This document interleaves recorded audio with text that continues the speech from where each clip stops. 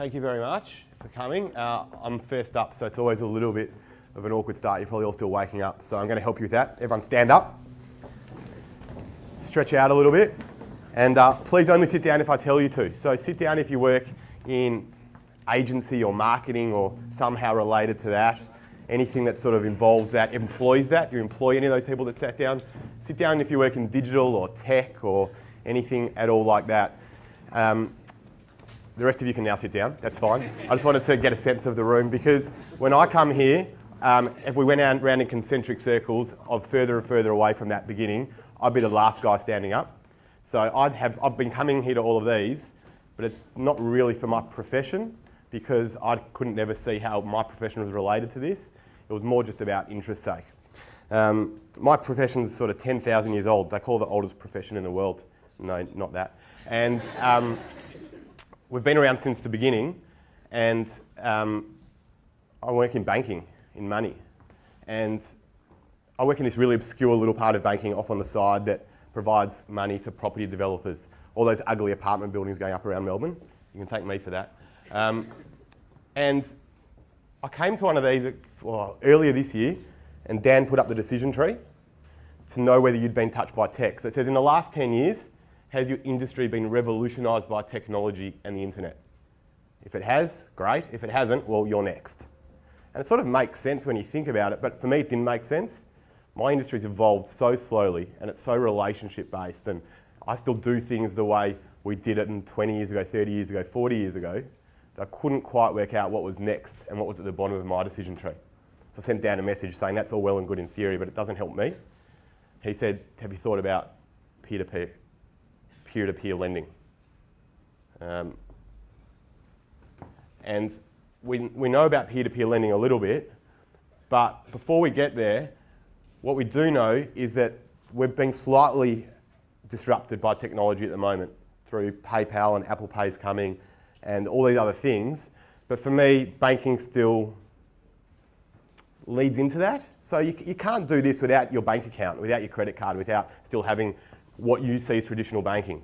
So, you know, Apple lost $1 billion in 1996. Apple lost $1 billion in 1997. So would you let them look after the title for your house now, knowing what might happen to them? Would you let them give you money, knowing that you needed a bit more to help for a surgery or for an overseas holiday or for your wedding? You know, would you trust them the same way you trust your bank? So Dan said, think about peer-to-peer lending. Now we know peer-to-peer because we know Napster. And everyone, I mean, for me, that revolutionised my youth because I could suddenly go and get a song that I wanted rather than from a company directly, from all other people. So I could take a little bits and pieces of the whole, little bits and pieces and make the whole. Well, peer-to-peer lending is the same thing, but for money. So in really basic terms, if I want to borrow $20,000, I don't need to go to a bank and borrow it. I can go to 200 people online, get $100 each, work out the interest rate, work out how long I wanted it for, and then give it back to them when we all agreed. So intuitively, this makes sense, but it makes sense for a bigger reason than that. It makes sense because we've got this perfect storm coming that has allowed it to happen. And where we are today is that we're in an environment where money's really cheap. So most of us don't recall a time where you could borrow for your home loan at 4.5% or for your car loan at 6.5%. And so because money's cheap, people are starting to think about what they can do with that money and actually exploring borrowing. Not only that, but we're all sick and tired of banks. You know, the global financial crisis happened and everything that we learnt about it over the last 5 years is it's the bank's fault. We lost our money because of the banks. The society's crumbled because of the banks. So everyone's fed up, sick and tired of banks and saying, well, let's look elsewhere. You know what the best part about looking elsewhere is? That, you know, if I went 30 years ago only and decided I want to start a new bank, what would I have to do? I'd have to open up 100 branches, hire a couple of thousand people, set up an infrastructure. Like, that's expensive. And no wonder there was so little competition to the traditional banking environment because it was just too hard to do it. Well, nowadays, as we said at the beginning, we all use technology to transact. We all use our phones day-to-day life, so we're happy to go and explore what's going on. So when you think about it, intuitively it makes sense, but it also makes sense because this is what people are paying today on their credit cards. If you have a credit card and you decide not to pay it back at the end of the month, that's your interest rate, somewhere around there. It's just crazy. At the same time, I don't know who's got a little bit of money in the bank account, but if you do, you're earning 3 or 4% on it. So people are borrowing at 20 to 25% on their credit cards, and other people are earning money at 3 or 4%. It just doesn't quite make sense to me. Surely we should meet somewhere in between. And that's what peer-to-peer lending does. And it sort of sounds like, yeah, it might work, but you know what? It is working. In the UK, peer-to-peer lending growth doubles every 6 months. In the US, it's gone from $800 million to $2.5 billion in 1 year. China, $30 million 5 years ago.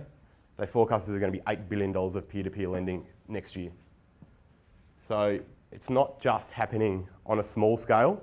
I mean, that pales into significance. That number for Commonwealth Bank is $600 billion. So there's still a long way to go, but it's happening. And to understand why it's happening, you have to go back a long way. You have to go back to, as I said, 10,000 years ago when banking started. So back then, we didn't have cash, we didn't have credit cards, we didn't have anything to work out our value. What we had, we were farmers, and we had grain and we had cattle and we grew things. And the first banks helped us do that. So if I was a farmer 10,000 years ago and I wanted to start my crop for the year, well, I might not have had the grain, so I could go to the local temple or the local government and borrow some of my grain seed to plant my fields. Then I could go back at the end of the year, pay them back with my harvest, and then they could record for me on a little clay tablet, which we're still digging up, as archaeologists still dig up these clay tablets. It shows me what I had, and how much I had, and allowed me to then prove my wealth. So my bank allowed me to prove my wealth, it allowed me to store my wealth, and it provided me safety and security. It also allowed a really important thing. It allowed me to get out of my village. So banks allowed me to travel. So banks actually made sense because they moved with what I needed. So they allowed me to have my reputation checked, to prove to people who I were, and to get out of my village and to go and prove my wealth to other people. So when you think about that village is a really important thing because what technology's done today, if you think about it, it's brought us all back into one big village. I don't need a bank anymore to be able to allow me to travel because I can do that myself. I can prove my reputation and what I've got and who I've got just by showing it on my phone and by getting reviewed. So banking evolved because of how we needed it to evolve, and it evolved slowly and methodically, and it kept on doing that. I'll skip forward 9,500 years. It kept on doing that until about the 1950s, 60s, even 70s. And you see, even the advertisements in the papers back then, banks are a really important part of society. They kept a community together. They allowed us to operate. They were really important people. I mean, if your grandparents had a meeting with the bank, it was a really important period for them. They'd get dressed up. They'd bring the banker a present, maybe a cup of coffee, and they'd look forward to it. It was a really important time of the week for them. And you know what happened? Well, just this guy happened. 1980s came along, and bankers stopped being bankers. They stopped being part of the community.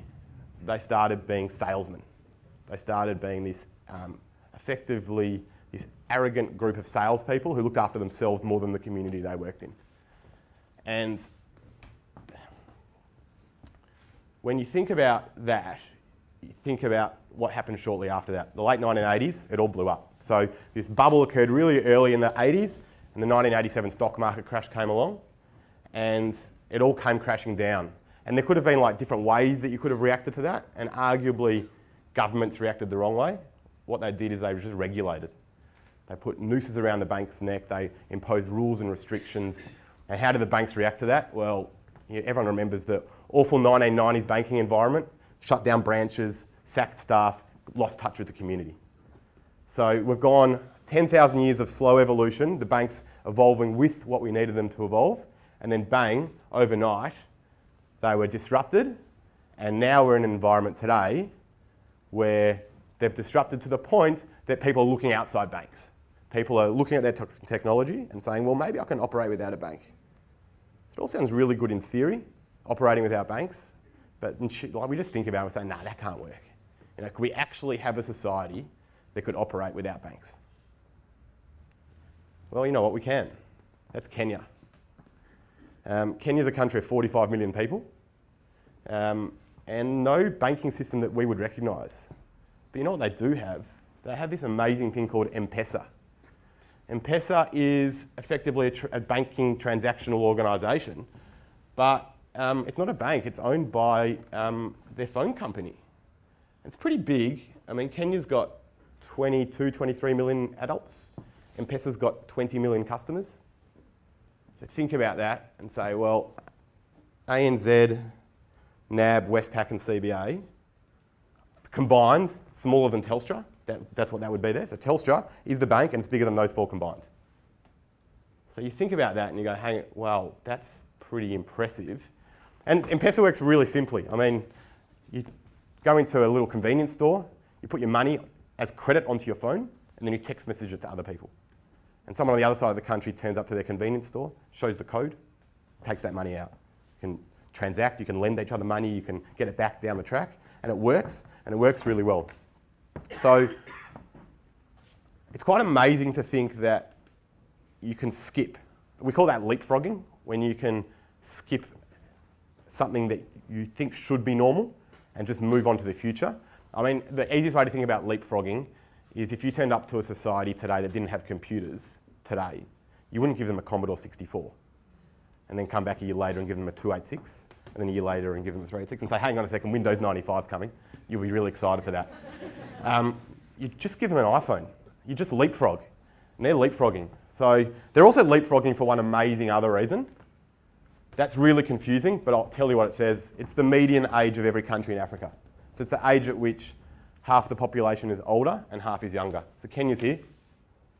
So of the 45 million people in Kenya, half are older than 19 and half are younger than 19. Sounds pretty young. In Australia, that number's 37.